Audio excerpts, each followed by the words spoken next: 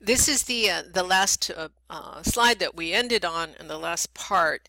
And again, as I said, this is a summary of cell respiration, starting in the cytoplasm, creating a product that can then move into the mitochondria, and then spin through the Krebs cycle twice, giving off these electron carriers, kind of the most important, and those electron carriers then can take those electrons into the transport chain. Those electrons in the transport chain, because you have a negative, the electron's negative and you have a proton, remember this is covalent, it's going to be a hydrogen, that those protons are what fuel the enzyme, fuel the enzyme that is going to then phosphorylize ADP into ATP. So you have all three processes there and a little bit of an overview plus the products. Now understand that sometimes people talk about 36 to 38 ATP, because each time this cycle runs from a glucose molecule, there is a little bit of variety in terms of how much energy is created. Oops, I'm sorry, I went too fast.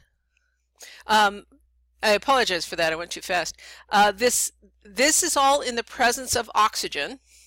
If oxygen doesn't exist, and we know that there are some organisms that can live just fine without oxygen, there's also fermentation. There's a fermentation pathway that also allows ATP to be produced in enough quantity to actually be enough for that particular living organism.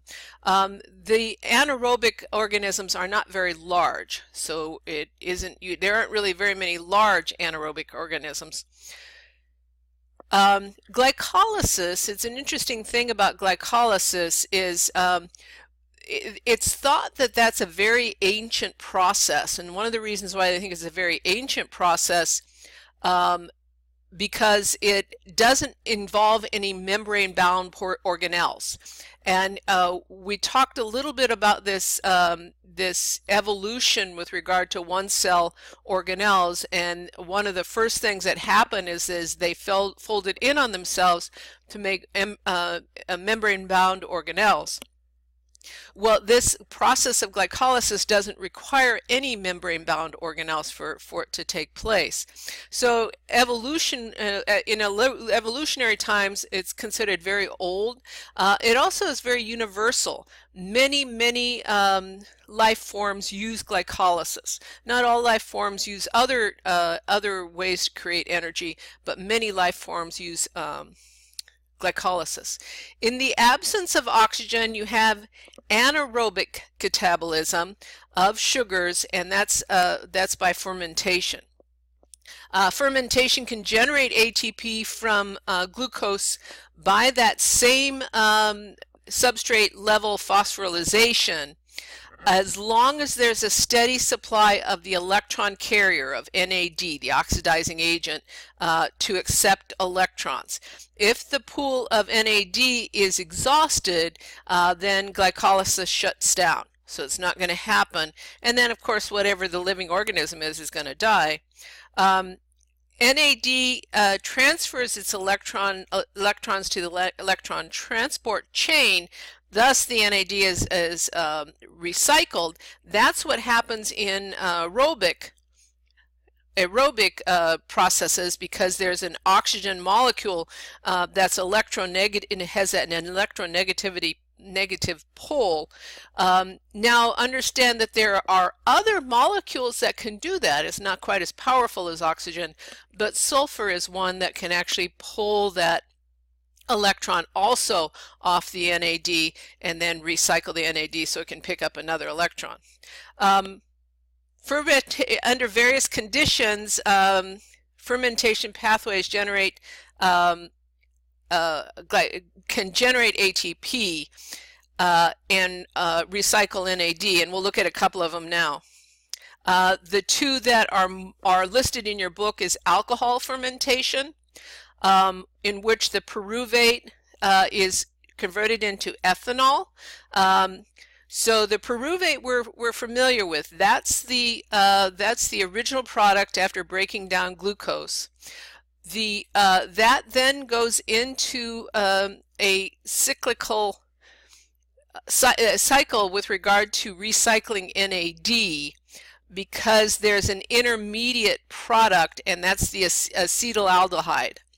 So the second acetaldehyde is reduced by NADH, and then you have NAD back to pick up another electron and to run the cycle. The end product, or the byproduct of alcohol fermentation, is ethanol. That we're somewhat familiar with. Lactic acid, you've certainly heard this term before, lactic acid fermentation. What happens is lactic acid is the end product of fermentation. This goes on in our own body. We have in muscle cells can use oxygen, but can also make ATP in the absence of oxygen, and actually it's quite common that muscle cells make ATP in the absence of oxygen. And what happens is you have glycolysis. You have that creation of the pyruvate. You also have the NAD, and it's going to be it's going to give up its hydrogen ions to create this lactate. So you have this lactic acid byproduct, and that's what's going to fuel the ability for NAD to not be used up. So the important thing about both of these fermentation processes, whether it's alcohol or lactic acid fermentation, is that NAD does not, that you have an inexhaustible resource of NAD to be the electron carrier.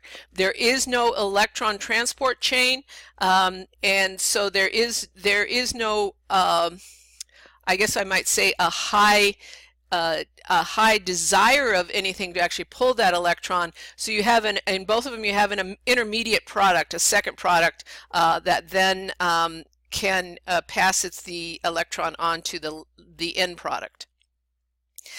The other thing is, and I started out the lecture with regard to talking about glucose because it's the universal, it's the one that we talk about the most, but fats and carbohydrates, or fats and proteins, can also be funneled into this cycle. And it's another reason why they figure this cycle is very old, and it was very, very important with regard to the evolution of into larger and larger living organisms, is proteins have to be digested into amino acids.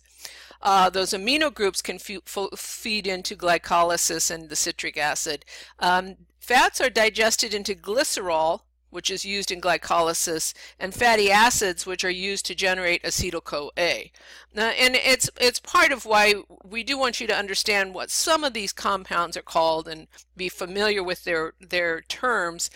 And I think you probably are by now, you've heard it from me enough, is that you then are familiar with, oh, I see how that's going to work, and go into the same process, the same Krebs cycle and the same electron transport chain, as well as the oxidative phosphorylation.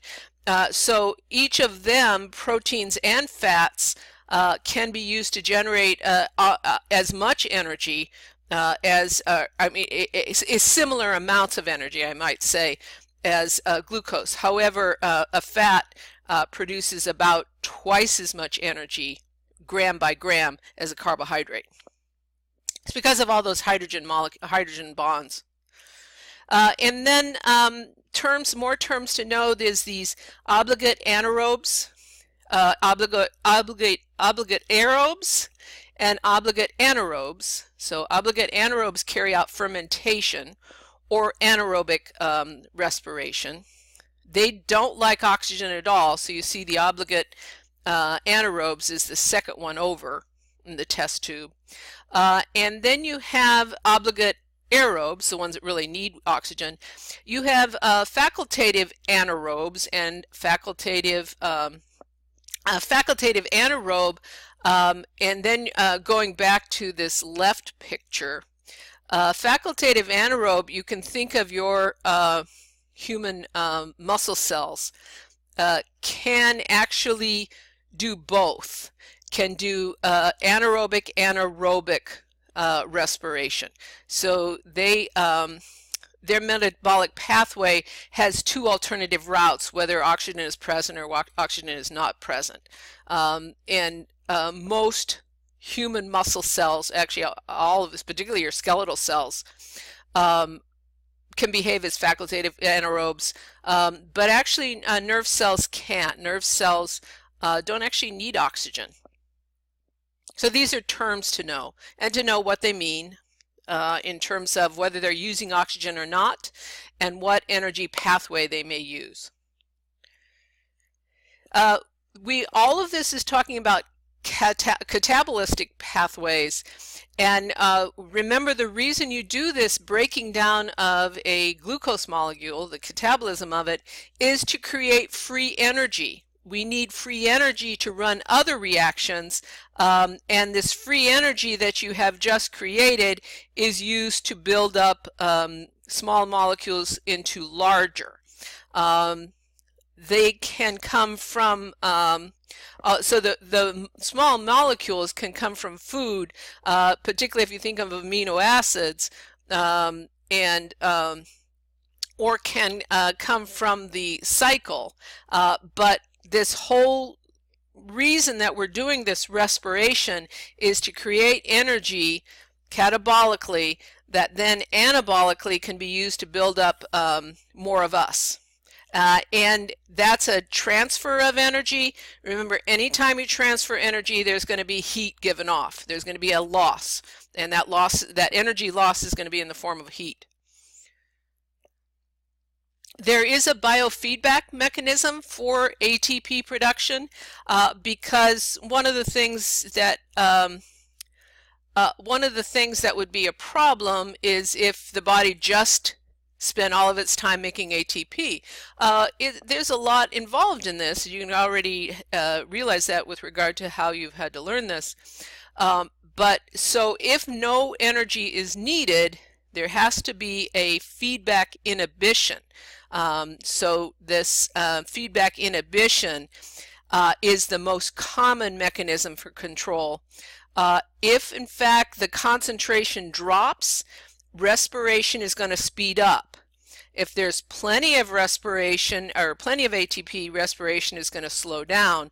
And the control is based on the activity of enzymes at strategic points of the catabolic pathway. So what you have is this AMP, which you can look at the far right, AMP, AMP, is going to stimulate the production of a particular chemical. So phosphofructokinase, that's going to be an enzyme, and that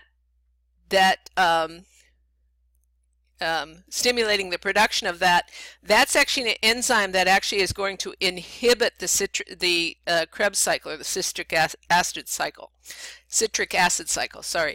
So AMP is you can think of it as a relative of ATP. It isn't ATP, but it's a relative of ATP.